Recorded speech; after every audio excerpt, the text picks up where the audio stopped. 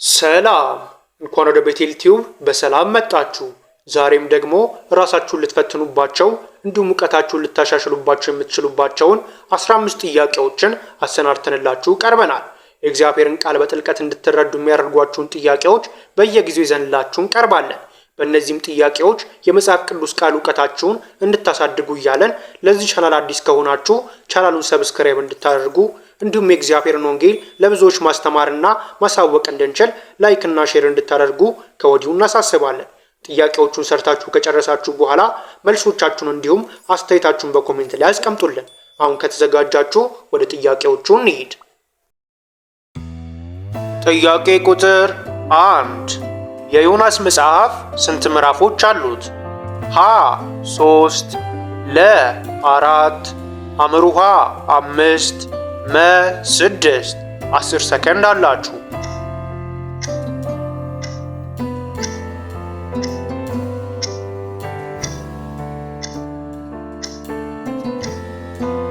ትክክለኛው መልስ ለ4 የሚለው ነው። ትንቢተ ዮናስ በአጠቃላይ በውስጡ 4 ምዕራፎችን የያዘ መጽሐፍ ነው።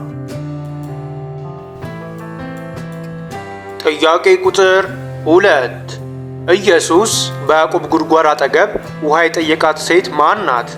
ሀ መቅደላዊት ማርያም፣ ለ ሳምራዊቷ ሴት፣ ሐመሩሃ ማርታ፣ መ ርብቃ። 10 ሰከንድ አላችሁ።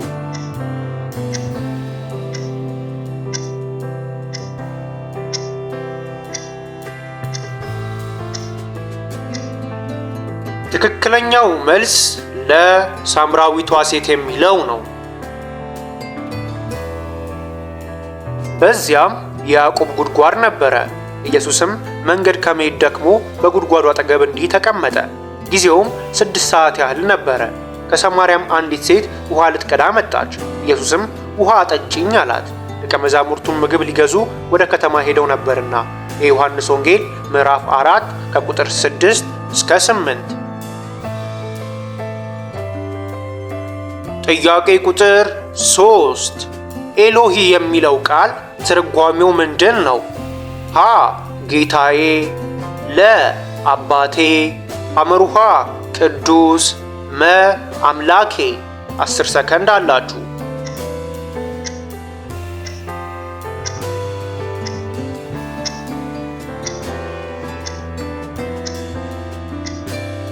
ትክክለኛው መልስ መ አምላኬ የሚለው ነው። በ9 ሰዓትም ኢየሱስ ኤሎሄ ኤሎሄ ላማ ሰበክታኒ ብሎ በታላቅ ድምፅ ጮኸ። ትርጓሜውም አምላኬ አምላኬ ለምን ተውኸኝ ማለት ነው። በዚያም ከቆሙት ሰዎች ሰምተው እነሆ ኤልያስን ይጠራሉ አሉ። የማርቆስ ወንጌል ምዕራፍ 15 ከቁጥር 34 እስከ 35። ጥያቄ ቁጥር 4 እግዚአብሔር ከኛ ጋር ነው የሚለው የኢየሱስ መገለጫ ስሙ የቱ ነው? ሀ ኦሜጋ፣ ለ አማኑኤል፣ ሐመሩሃ ረቡኒ፣ መ ኤልሻዳይ።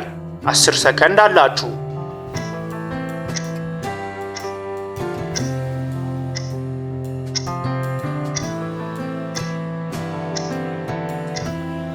ትክክለኛው መልስ ለአማኑኤል የሚለው ነው።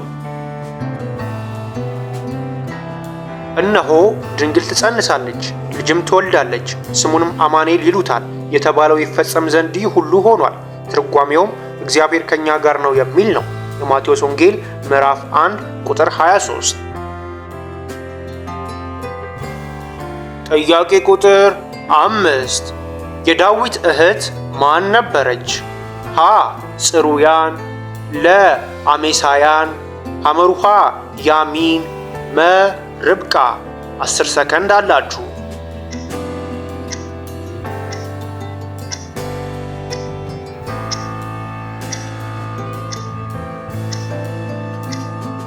ትክክለኛው መልስ ሀ ጽሩያን የሚለው ነው። እሰይም የበኩር ልጁን ኤልያብን ሁለተኛውንም አሚናዳብን፣ ሶስተኛውንም ሳማን፣ አራተኛውንም ናትናኤልን፣ አምስተኛውንም ራዳይን፣ ስድስተኛውንም አሳምን፣ ሰባተኛውንም ዳዊትን ወለደ። እህቶቻቸውም ጽሩያና አቢጊያ ነበሩ። የጽሩያም ልጆች አቢሳ፣ ኢዮአብ፣ አሳሄል ሦስቱ ነበሩ።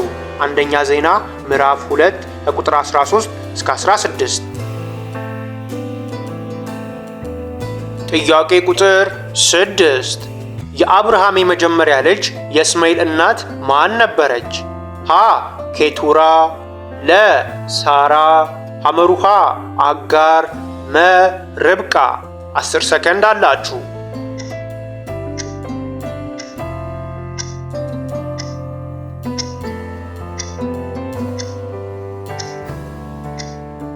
ትክክለኛው መልስ ሐመሩሃ አጋር የሚለው ነው።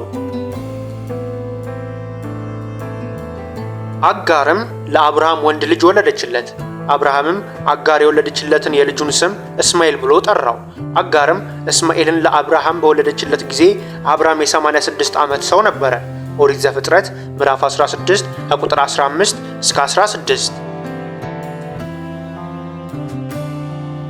ጥያቄ ቁጥር 7 በአንደኛ ቆሮንጦስ መሠረት የተከለውና ያጠጣው ማን ነበረ?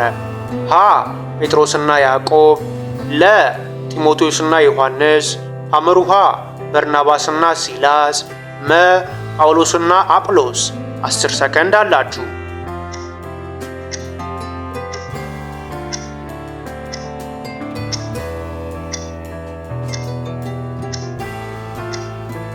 ትክክለኛው መልስ መ ጳውሎስና አጵሎስ የሚለው ነው።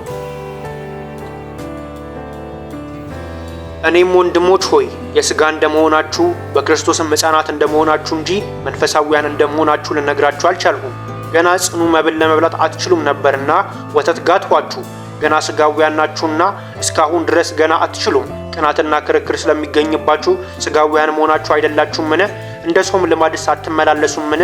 አንዱ እኔ የጳውሎስ ነኝ፣ ሁለተኛውም እኔ የአጵሎስ ነኝ ቢል ሰዎች ብቻ መሆናቸው አይደለምን? አጵሎስ እንግዲህ ምንድን ነው? ጳውሎስስ ምንድን ነው? በእነርሱ እጅ ያመናቸው አገልጋዮች ናቸው። ለእያንዳንዳቸውም ጌታ እንደሰጣቸው ያገለግላሉ። እኔ ተከልኩ፣ አጵሎስም አጠጣ፣ ነገር ግን እግዚአብሔር ያሳድግ ነበረ። እንግዲያስ የሚያሳድግ እግዚአብሔር እንጂ የሚተክል ቢሆን ወይም የሚያጠጣ ቢሆን አንዳች አይደለም። አንደኛ ቆሮንጦስ ምዕራፍ 3 ከቁጥር 1 እስከ 7። ጥያቄ ቁጥር 8 በዘፍጥረት መጽሐፍ ምዕራፍ 2 ከተጠቀሱት 4 ወንዞች በመጀመሪያ የተጠቀሰው የቱ ነው?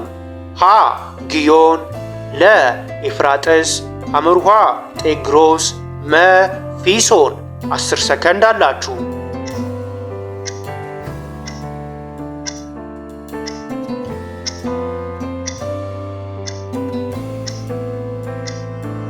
ትክክለኛው መልስ መ ፊሶን የሚለው ነው።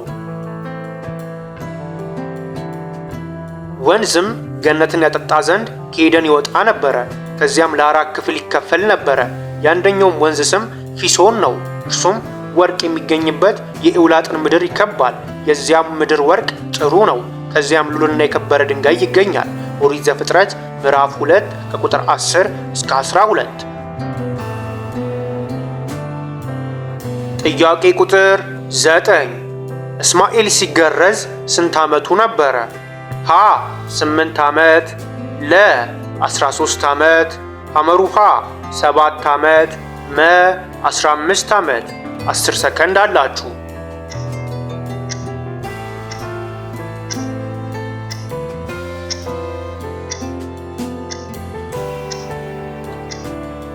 ትክክለኛው መልስ ለ 13 ዓመት የሚለው ነው።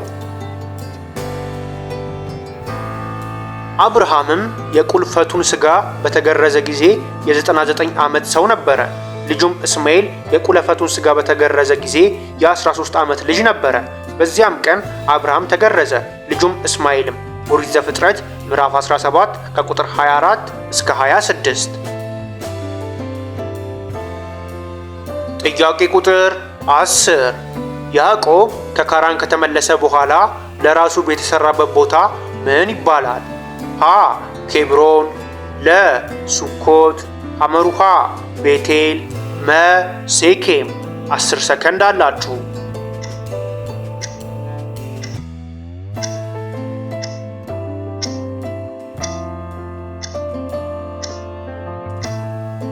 ትክክለኛው መልስ ለሱኮት የሚለው ነው። ኤሳውም በዚያ ቀን ወደ ሴይር መንገዱን ተመለሰ። ያዕቆብ ግን ወደ ሱኮት ሄደ። በዚያም ለእርሱ ቤትን ሠራ፣ ለከብቶቹም ዳሶችን አደረገ። ስለዚህም የዚያም ቦታ ስም ሱኮት ብሎ ጠራው። ያዕቆብም ከሁለት ወንዞች መካከል በተመለሰ ጊዜ በከነዓን ምድር ወዳለች ወደ ሴኬም ከተማ በደህንነት መጣ። በከተማይቱም ፊት ሰፈረ። ኦሪት ዘፍጥረት ምዕራፍ 33 ከቁጥር 16 እስከ 18። ጥያቄ ቁጥር 11 በጠፋው በግ ምሳሌ እረኛው የጠፋውን በግ ለመፈለግ ስንት በጎች ትቶ ሄደ? ሀ 99፣ ለ 50፣ ሐመሩሃ 100፣ መ 70። 10 ሰከንድ አላችሁ።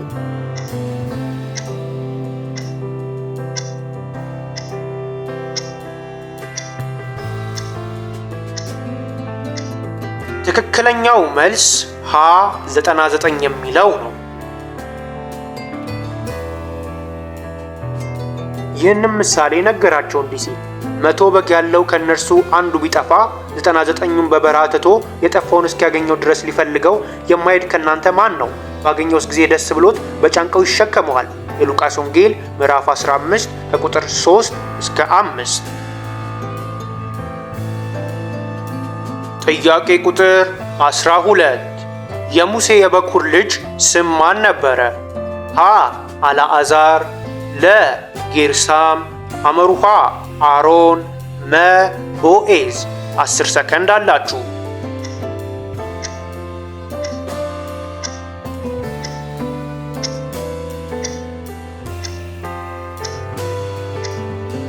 ትክክለኛው መልስ ለጌርሳም የሚለው ነው። ሙሴም ከዚያ ሰው ጋር ሊቀመጥ ወደደ። ልጁንም ሲጳራን ለሙሴ ሚስት ትሆነው ዘንድ ሰጠው። ወንድ ልጅም ወለደች። በሌላ ምድር መጻተኛ ነኝ ሲል ስሙን ጌርሳም ብሎ ጠራው። ከዚያም ከብዙ ቀን በኋላ እንዲህ ሆነ፣ የግብፅ ንጉሥ ሞተ። የእስራኤልም ልጆች ከባርነት የተነሳ አለቀሱ፣ ጮኹም። ስለ ባርነታቸውም ጩኸታቸው ወደ እግዚአብሔር ወጣ። ኦሪት ዘጸአት ምዕራፍ 2 ከቁጥር 21 እስከ 23። ጥያቄ ቁጥር 13 በገላትያ ውስጥ እንደተጻፈው የመንፈስ ፍሬ የሆኑት የትኞቹ ናቸው?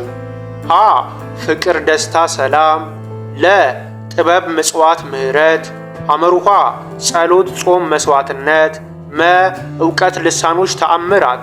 10 ሰከንድ አላችሁ።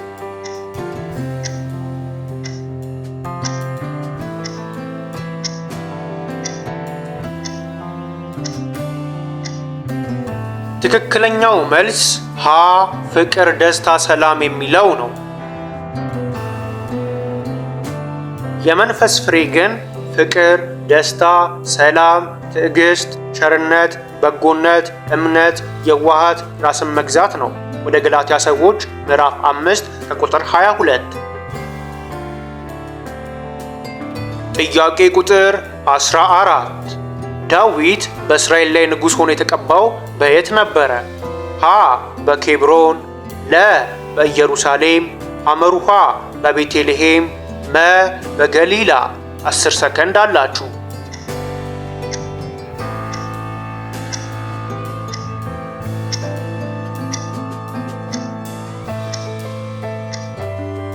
ትክክለኛው መልስ ሀ በኬብሮን የሚለው ነው።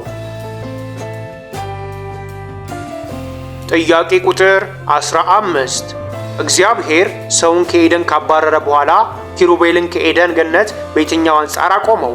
ሀ በምዕራብ፣ ለ በምስራቅ፣ ሐመሩሃ በሰሜን፣ መ በደቡብ። 10 ሰከንድ አላችሁ።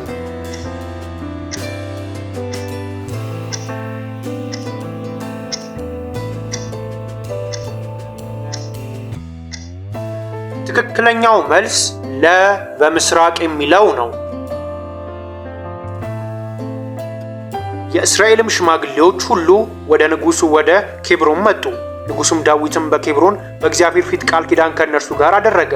በእስራኤልም ንጉሥ ይሆን ዘንድ ዳዊትን ቀቡት። ዳዊትም መንገስ በጀመረ ጊዜ የ30 ዓመት ልጅ ነበረ፣ 40 ዓመትም ነገሰ። ሁለተኛ ሳሙኤል ምዕራፍ 5 ከቁጥር 3 እስከ 4። ከ15ቱ ጥያቄዎች ስንት መለሳችሁ? በጥያቄዎቹስ ምን ያህል ተጠቀማችሁ? በኮሜንት ላይ አስቀምጡልን።